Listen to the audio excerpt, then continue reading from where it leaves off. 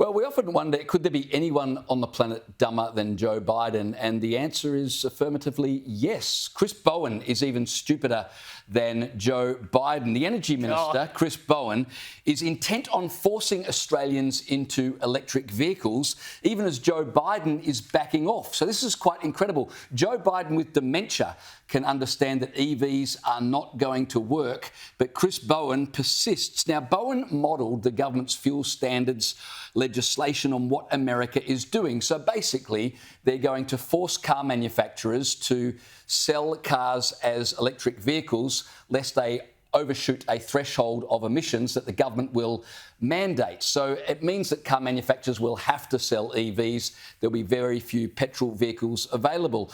Biden was doing that as well, but there's been such an uproar in the United States. People don't want to buy them because they're too expensive. There's no charging stations. And car manufacturers have warned there'll be thousands out of work because people simply don't want to buy these EVs. So Biden has backed right off this policy, but the Labor government here in Australia, Liz, have never found a hole that they didn't believe they could dig even deeper. And so they're going to just persist with it, ignoring what's happening in other parts of the world. And we see this not just with EVs. They've done it with wind turbines. They've done it with solar. They're doing it with nuclear. They act as though the rest of the world is completely irrelevant, and they just double down on bad policy. Well, it wasn't just energy-related things either. They did this throughout COVID. The entire world was a petri dish, and they completely ignored all the evidence. They kept saying, oh, we're behind in our rollout. Yeah, well, that should have been a benefit to us. Anyway, I digress.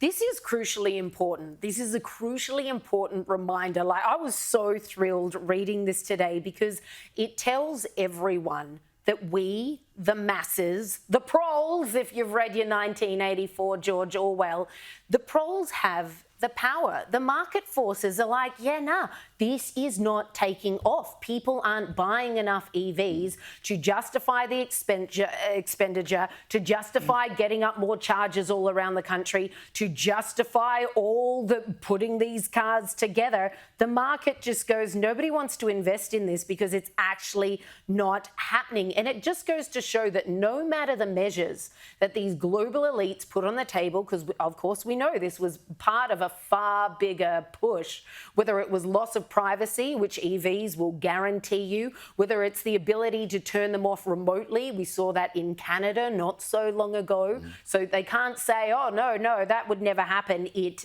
did. So don't even try it with us.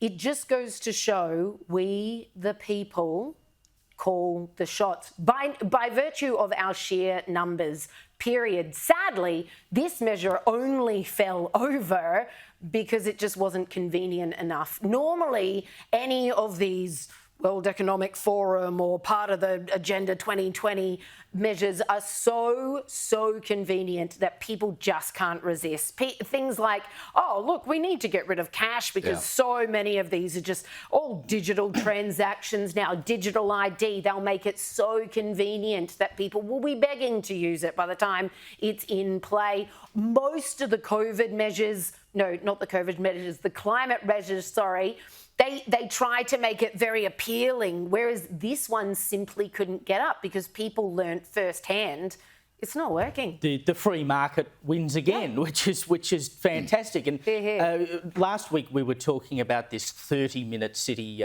Bradfield City, that they want to build in Sydney. And I made the comment, you know, Australians will never give up their cars. And I know you were somewhat dubious of that, Liz. You said they will force us. The great thing with cars is that we already have petrol cars on the road, right? So they can try to force us into electric cars as hard as they want, but we already have cars ourselves. If we want to make those cars last forever, we will find a way to make combustion engine cars last forever. They've been doing it in Cuba since the 1950s. They're still driving around in old Cadillacs, and admittedly they were built a little better back then, but they've got these clapped-out old cars that they're still making run because they've got nothing else to drive. If push comes to shove and we don't want to drive electric vehicles, even if they try to force us into it, we have cars that we can continue to make work. And that is what you have seen if you look at all of the purchasing data, is that people simply aren't buying them. Now, sure, there are more people buying electric cars today than there were yesterday and the day before that and the day before that. But because the base that you're starting from is so small, the increases are also incredibly small. The chairman of Toyota himself said that he doesn't believe that the electric car market will ever get bigger than 30% of the entirety of car sales. If a man who has a vested interest in making as much money as possible out of car sales is saying, I don't think they're going to make up more than 30% of my company, well, you can kind of see where things are going. Thank God the Biden administration has woken up to it. I'm not sure that our mate Casanova Bowen will. But have a look at this as well. This is another reason that this is great. A lithium-ion battery factory over in France the other day just managed to blow up. And look how good that is for the environment. All those emissions, all that smoke billowing out into the atmosphere. I mean, the technology just isn't up to scratch yet. We keep seeing these fires, whether it be cars or electric bikes or all sorts of other things. We're just not there yet. Well, that was actually a recycling plant. That's where they recycle these batteries. So, and that's one of the great knocks on electric vehicles, right, is that the batteries are not only very expensive, but they're highly flammable. And in Norway, they've banned electric vehicles from travelling on ferries because they represent such a fire risk and such a danger. So it doesn't matter which way you look at these from an environmental perspective, as Mr. Bean so brilliantly pointed out. We talked about that the other week, or from a safety perspective or from an economic perspective. They just don't work.